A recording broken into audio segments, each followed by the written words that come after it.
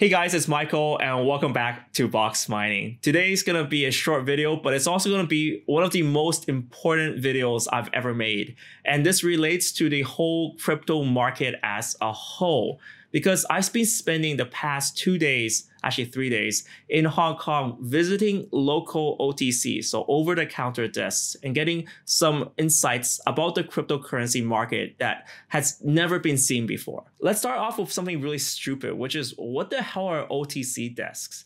Because I thought with exchanges, when people can just kind of sign up for an account, send fiat money to an exchange, and just freely exchange whenever they want, should be the complete solution, right? I was so naive when I started and I thought, yeah, this is the best way forward. But in actual fact, there are people who really need to sell off lots of Bitcoin or buy lots of Bitcoin, and they want to do so without affecting the price. And that's what the OTC does. They basically handle very, very big clients. In fact, a lot of them also handle with institutional clients. So the fact that we think that institutional clients aren't in, that's absolutely false. They definitely go through OTCs. So the idea is that these OTCs would kind of protect the confidentiality of the clients. They would protect the amounts transferred. So in Hong Kong, I think we're at a very special location as well, because we're right next to China and there's a lot of Bitcoin miners there. So there's a huge production quantity of Bitcoins and other cryptocurrencies, Ethereum, EOS, whatnot. And we also have a lot of institutional clients and family offices here too. So this is why these OTC desks in Hong Kong matter on a global scale. It's because they deal with such large quantities and they really know what's going on beyond, just the superfluous numbers that we see, the volumes that we see. They know the clients that they deal with. So the OTC desk I talked to is called OSL. They're one of the biggest trading desks here in Asia. And this is interesting. The minimum trade size that they deal with is 100,000 USD. And what they tell me is a lot of times they deal in the millions as well. So that's huge quantities that they're moving for private clients. In many ways, it's a shame that I didn't manage to bring my camera there. I just felt like I can make a much stronger personal connection with these guys and they can talk to me without worrying about what's going to go on camera or not. So excuse the fact that I don't have direct footage. But the idea of what I learned is that these guys are thriving in this space. Like we know that a lot of people in crypto, they feel like the prices are stable. Maybe not a lot of money can be made.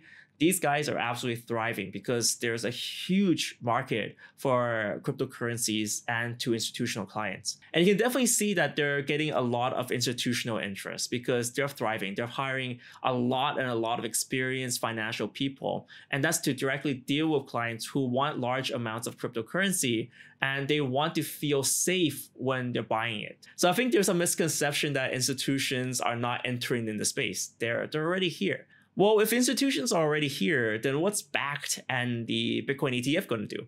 Well, the idea is that there's many more institutions out there. I mean, think about it. Our market cap is around 200 billion right now for the whole of cryptocurrencies, the whole of crypto.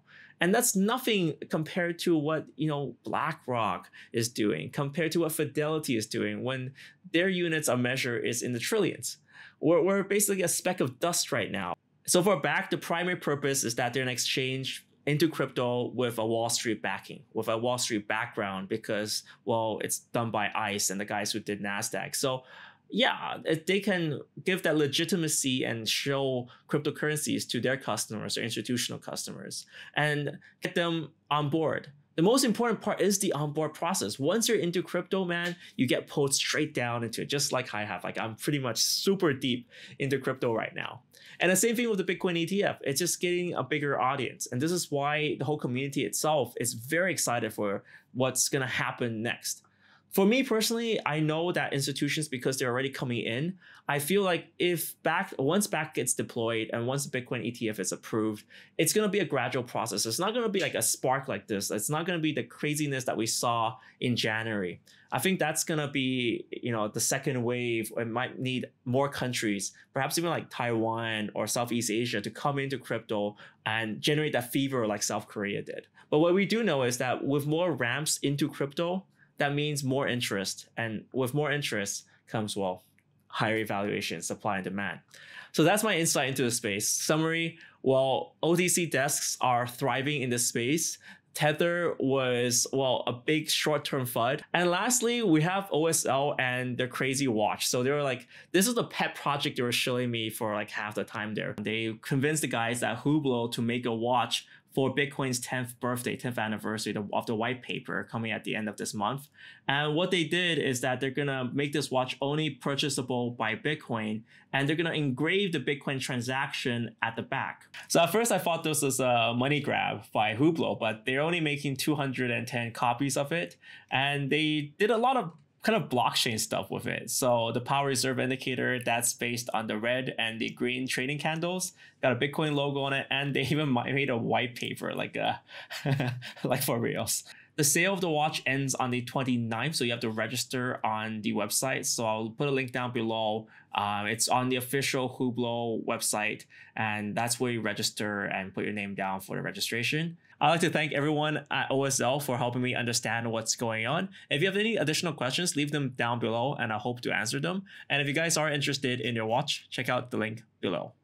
And that, guys, is my research for what's happening in Hong Kong. So recently, I've been really interested in just getting down to what's really happening on the ground level. And next up, I'm going to have a conference. So this is going to be DevCon Ethereum coming up next week. So I'll be traveling to Prague to that's going to be fun, actually. So we're going to travel to Prague, check out what's happening with DevCon, see if Vitalik's an alien, and see what other projects that's kind of interesting or can be developed on the Ethereum network.